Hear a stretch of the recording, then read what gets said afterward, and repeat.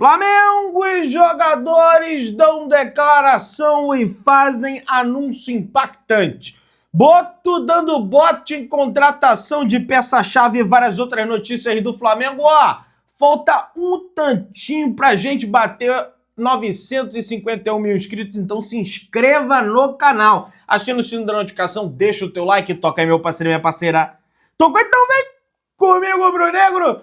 Vamos às notícias do Flamengo e hoje é o último treino do Flamengo até a partida diante da equipe do Mirassol, que acontece amanhã no estádio do Maracanã, ali por volta das 6h30 da tarde, né? Exatamente às 6h30 da tarde, para o Flamengo voltar aos trilhos e esquecer um pouco aí essa eliminação da Copa do Brasil, beleza? Os desfalques no duelo diante da equipe do Atlético Mineiro, em função do controle de carga, Bruno Henrique e Luiz Araújo, foram a campo normalmente ontem, na quinta-feira, e fizeram uma atividade, digamos assim, controlada, né? Até para dar uma segurada na questão ali, continuar dando uma segurada na questão do controle de carga. O camisa 7 foi ausência nos últimos 2 jogos do Flamengo, tá, pessoal? O índice de chance dele ter uma lesão estava altíssimo, então em função disso, dá uma segurada,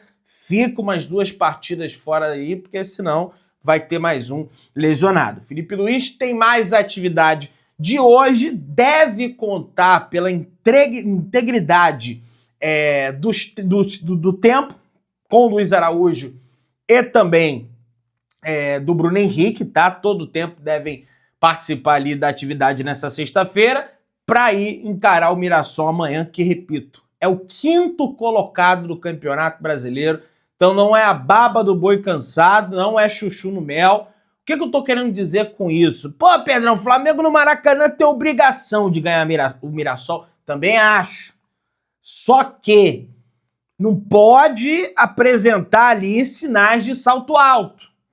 Então por isso que eu ratifico aqui, né, que o Flamengo tem que entrar ligado nesse jogo, porque meu pai veio aqui e falou, pô, mas também o Mirassol, tá... Pô, o Flamengo no Maracanã, não, o que eu tô querendo dizer é que não pode entrar com salto alto, né? Mas grosso que papel de enrola-prego ele aí. Mas enfim, vamos avançando aí, pessoal. Sobre Carrascal, deve ser a estreia do Carrascal, tá? Do colombiano, deve ser a estreia dele, do colombiano. Ele que já está no BID, né, no Boletim Informativo Diário da CBF, está condicionado fisicamente para isso, até porque ele estava fazendo uma pré-temporada, já estava em final, né, na realidade, da pré-temporada lá no Dinamo de Moscou, já está recuperado, condicionado, né, em função das férias, aquela coisa toda. Treinou ontem, aliás, no CT Nindrubu, treinará hoje normalmente também,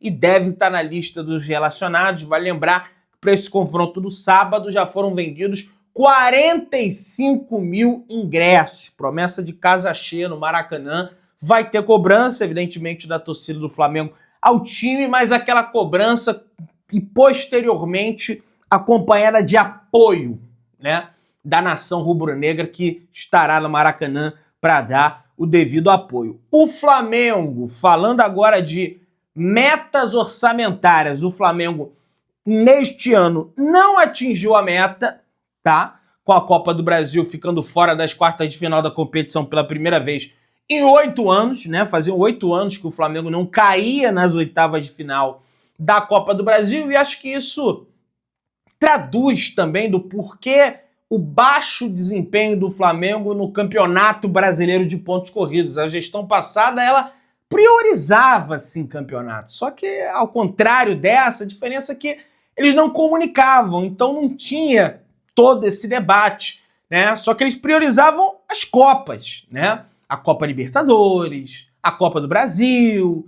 Por mais que eles tenham vencido os 2 campeonatos brasileiros, priorizavam as Copas. Tanto é que o Flamengo chegou a 3 finais de Libertadores, o Flamengo chegou a 3 finais de Copa do Brasil, venceu 2 Copas do Brasil, 2 Libertadores, chegava a semifinais corriqueiramente de Copa do Brasil também. O Flamengo ficou todo esse tempo sem cair nas oitavas de final. Então tinha a tal da prioridade. Só que o grande problema de você dar prioridade apenas às Copas e não ligar para o Campeonato Brasileiro é porque Copa, por mais que você tenha um bom time, por mais que você tenha investido, o imponderável, ele tá ali presente. No Brasileirão de Portos Corridos, dificilmente uma equipe que a melhor equipe, ela vai ser a campeã. Ela vai ser coroada com o campeonato. No mata-mata, de repente, não. Numa noite desastrosa ali, dá tudo errado e você acaba saindo. Né? Então, acho que é melhor esse caminho de Brasileiro e Libertadores, como foi em 2019. Agora, tem que brigar e precisa, logicamente, conquistar esses títulos. O rubro-negro esteve entre os outros melhores times do torneio desde a pior campanha em 2016, quando o Flamengo caiu para o Fortaleza. Muricy Ramalho, né, era o treinador do Flamengo naquela oportunidade, beleza? A meta do Flamengo era pelo menos chegar às quartas de final, só que na realidade semifinal, né? A meta do Flamengo era chegar até a semifinal.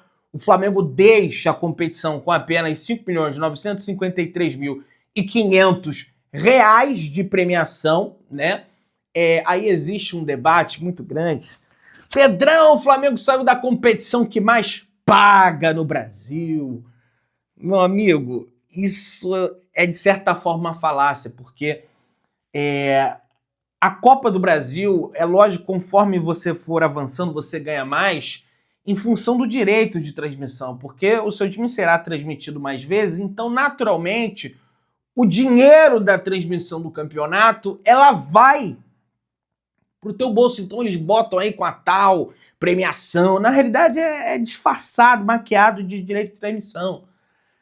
No Brasileiro, os 38 jogos já estão pagos, porque não tem eliminação. Então tem o brasileiro paga menos. Não paga menos, paga até mais. Só que a diferença é que já está garantido, né? A da Copa do Brasil não tá. Depende conforme você, naturalmente, for avançando. E aí, meu amigo, a projeção do Flamengo era de ganhar 20 milhões com a competição, chegando até a semifinal. Só que, cara, ganhou 6. 5.900 ganhou 6. Vamos arredondar aí. Vendeu o Gerson. Vendeu o Wesley. Porra, só você juntando o Gerson e o Wesley dá quanto aí? 25, 30 na realidade. Mais 25 do Gerson, 55 milhões de euros. Mais a premiação do Mundial, mais a venda do Fabrício Bruno, mais a venda do Carrascal. Mas então, assim, não vai impactar negativamente nos cofres do Flamengo isso, tá? Mas no ano passado ganhou 93, Pedrão, chegando até a final. Mas no ano passado não vendeu como vendeu nesse ano, né? Então isso está coberto pela premiação da Copa do Mundo de Clubes e pelas vendas que o Flamengo fez, tá? Não tem problema nenhum nisso. E outra, a premiação da Libertadores também é alta e é paga em dólares. 30 milhões de dólares ganha o campeão. Só pela final. Quase 30 milhões de dólares. 28, alguma coisa nesse sentido. Então é muita grana também, né? Isso não vai impedir. Falando de Libertadores, o Internacional tem um grande desfalque, tá? Pro duelo diante da equipe do Flamengo, o Carboneiro, que é um dos pontas insinuantes lá do time do Roger Machado, deve ser um desfalque, isso porque ele está com uma suspeita de uma lesão grau 2 que costuma exigir cerca de um mês de recuperação, pessoal. Então, se tem baixa no Flamengo, tem baixa também no Internacional. Internacional que, assim como o Flamengo, foi eliminado nas oitavas de final, só que eles acabaram caindo para o Fluminense, o que torna ainda mais inaceitável, né, que o Flamengo não avance diante desse adversário. E não estou aqui de forma nenhuma desprezar o Internacional, que é bicampeão brasileiro, tem Copa do Brasil, tem 2 Libertadores, só que o Internacional, cara, é um dos times mais pipoqueiros que tem nos últimos anos quando o assunto é mata-mata. Haja visto que eles protagonizaram na semifinal da Libertadores contra o Fluminense em 2023, com aquela eliminação ridícula. Então tem que passar do Internacional, não tem alternativa, tá? A CBF definiu, tá, pessoal, a arbitragem para o confronto entre Flamengo e Mirassol. Quem apita Flamengo e Mirassol será Paulo Zanovelli, digo com toda certeza aqui para você, torcedor rubro-negro, o pior árbitro que se tem no quadro da CBF. Pois é, ele vai apitar Flamengo e Mirassol, já teve várias arbitragens aí apitando jogos do Flamengo, eu lembro de um específico, Flamengo e Ceará 2022, Maracanã, dessa vez o Gabigol não deu motivo. Ele expulsa o Gabigol de uma forma assim, absurda, abjeta, né? E tem outros confrontos que ele protagoniza. Flamengo e Red Bull Bragantino ano passado, 2024, jogo lá no Nabi Abichedinho, eu tava lá e vi de perto, ele não deu um pênalti absurdo pro Flamengo. Já era para ter quebrado o jejum contra o Bragantino no ano passado já, né? Que o Bragantino abre placar 1-0, mesmo roteiro, o Flamengo empata, no final do jogo tem um pênalti, claro, ele não marca o pênalti, o VAR também, aí esse aí eu esqueci o nome, tá? Aí depois do jogo, o Braz junto com o Spinner foram para entrevista coletiva, aquela coisa, né? Terrível a arbitragem desse senhor, mas enfim, é a última rodada do turno, o Flamengo continua devendo um jogo que deve ser remarcado aí para a próxima data FIFA, que se não me engano é já no início de setembro, né? Pelo que parece é já no início de setembro, e o Flamengo deve pagar esse jogo diante com o Sport aí, ou então até mesmo pagar na próxima data da Copa do Brasil, né? No dia 27 de agosto, né? Que deve ser o jogo da ida da Copa do Brasil, a CBF, quem sabe, deve colocar esse jogo do Flamengo contra o Sport, tendo em vista que o Sport, se não me falha a memória, também já está fora da Copa do Brasil. Isso, já está fora da Copa do Brasil, então a data tá livre aí para marcar o confronto. Jogo lá, tem que ganhar, né? É mais do que obrigação do Flamengo vencer esse jogo. O Cruzeiro avançou, né? O Vasco avançou, vascaíno querendo zoar porque passou do CSA, é brincadeira, mas ok. As duas equipes de Maceió caíram, né? O CRB perdeu em casa, o CSA perdeu fora de casa e foi bom pro Flamengo. Que isso, o Pedrão tava torcendo contra o Cruzeiro, é um absurdo. Foi bom pro Flamengo, porque o Cruzeiro é um dos adversários direto na briga pelo título com o Flamengo e, assim como o Flamengo, vai ficar dividido em duas competições. Não vai ficar apenas no Brasileiro. Se ficasse apenas no Brasileiro, não que eles ganhariam o Campeonato Brasileiro em função disso, não. Mas, né, eles teriam mais tempo para trabalhar, aquela coisa toda, mais gargalo, mais tempo para descansar. Então, e o Cássio foi um dos heróis também, né? O Cássio sempre ajudando aí. O Flamengo defendeu um pênalti durante o jogo, no tempo regulamentar do CRB, venceu por 2-0, né? O Cruzeiro. Para mim foi ótimo. Pro Flamengo não sei. Para vocês. Pessoal, o Júnior Maestro, que é comentarista, grande comentarista da Rede Globo, ídolo do Flamengo, aquela coisa toda, ele simplesmente, na minha avaliação, escreveu um texto irretocável, tá? Em relação ao Alacian, que muitas pessoas estão julgando, muitas pessoas, no meu entendimento, estão caindo na pilha, tá? Dos jogadores do Atlético, para pintar ele como um jogador arrogante, como um jogador marrento, que marrento ele é, mas ele não perdeu o pênalti porque ele é marrento, gente, tá? Perdeu o pênalti que na hora da batida acabou sendo incompetente, cara, o Messi perdeu o pênalti, o Zico perdeu o pênalti, sabe, o Cristiano Ronaldo já perdeu o pênalti, o Jorginho, que é especialista em pênalti, já perdeu o pênalti, o Gabigol, o Henrique Dourado. Agora, evidentemente, eu mantenho o que eu disse, quer ser marrento? Tem que sustentar, né? Mas acho que algumas pessoas estão pesando a mão e estão caindo na pilha de jogador do Atlético, eles também não são santos, não. Tá? Estão queimando garoto à toa aí. Viu? E aí o Júnior, ele escreveu assim, presta atenção. Calma, não precisa concordar comigo, não. Vamos ver aqui. Abre aspas para ele. Hoje, vendo a repercussão do pênalti perdido pelo Wallace no jogo, me veio a lembrança que vivi em 77, uma situação muito parecida com o Tita. Gente, não tô falando que o Tita é exemplo de ídolo, eu tô falando das coisas que o Tita fez pós-Flamengo, tá? Vamos continuar. Moleque como o Alacião, o Tita, começando bem cedo no profissional, perdeu um pênalti numa final de Taça Guanabara e todos os comentários que eu li, ouvi e até me perguntaram são exatamente iguais. Ele não deveria ter batido, tinha gente mais experiente, pode queimá-lo junto à galera. Naquele dia, após a perda do pênalti da final, todo o time se reuniu no restaurante para dar suporte e sustentação para aquele jovem que 4 anos depois seria campeão de tudo pelo clube. Se transformou num dos jogadores mais importantes nas conquistas.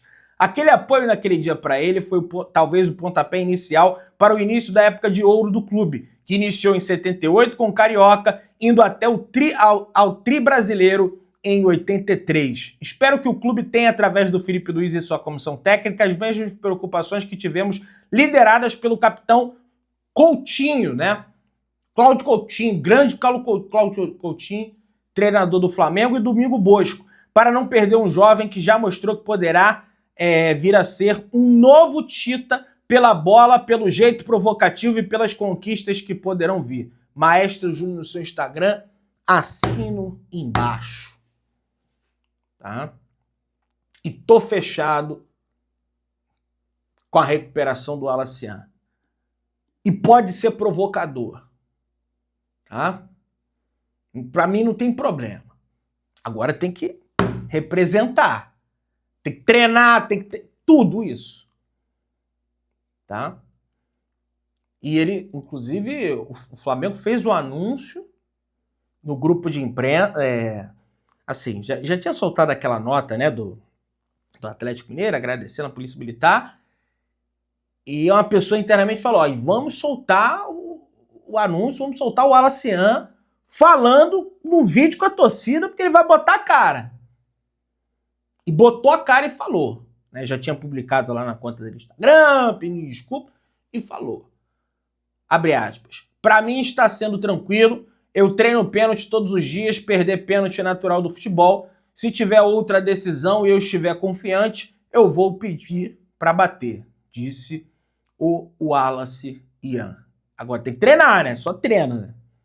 Treina. Pergunta pro Jorginho. Pô, Jorginho, me ensina aí. Aí tem que ter humildade, né? Pra chegar... como é que você bate? Como é que faz? Coisa e tal. Né? O próprio Felipe Luiz já perdeu pênalti. Também. E o Saul botou a cara também. A verdade é que os resultados não têm sido os melhores, mas é que temos aqui um bom grupo. Um grupo de bons companheiros que tratam uns aos outros com muito carinho. Fui acolhido por todo o clube e está sendo muito boa a minha experiência aqui. Estou muito agradecido. A torcida igualmente transmite um carinho imenso. Estou com muita vontade de devolver esse carinho a eles em campo agora. Vai ter oportunidade, né? Contra o Internacional nós não temos a presença do De Arrascaeta. Então é provável que de repente o Felipe Luiz comece com o Saul para fazer aquela função, né? Até porque ele faz algumas funções ali, né? Joga de volante, pode jogar de meio armador, é uma espécie de Coringa. Tá sem ritmo, até a quarta-feira já vai melhorar essa questão do ritmo, por isso que ele tá entrando nos outros jogos, justamente para esse jogo da quarta-feira. Não sei que o Felipe, naturalmente, ele mude de ideia, tá? José Boto, que agora tem 3 frentes para contratações, como a gente comentou aqui ontem, do goleiro, do zagueiro e do atacante. A primeira a ser atacada por José Boto será o atacante. Por mais que saíram notícias nos últimos dias, inclusive noticiei aqui, que o Flamengo esfriou as conversas pelo Beltrán, o Flamengo ele mantém a fagulha de esperança e tenta convencer o jogador. À medida que a janela lá passa, ele não recebe proposta e a tendência é que ele não seja titular da Fiorentina. Entretanto, outros nomes estão sendo sondados para ter um jogador de opção em relação ao Pedro. Tá? Se inscreva no canal, aciona o sino, deixa o like. Tamo junto, saudações rubro-negras.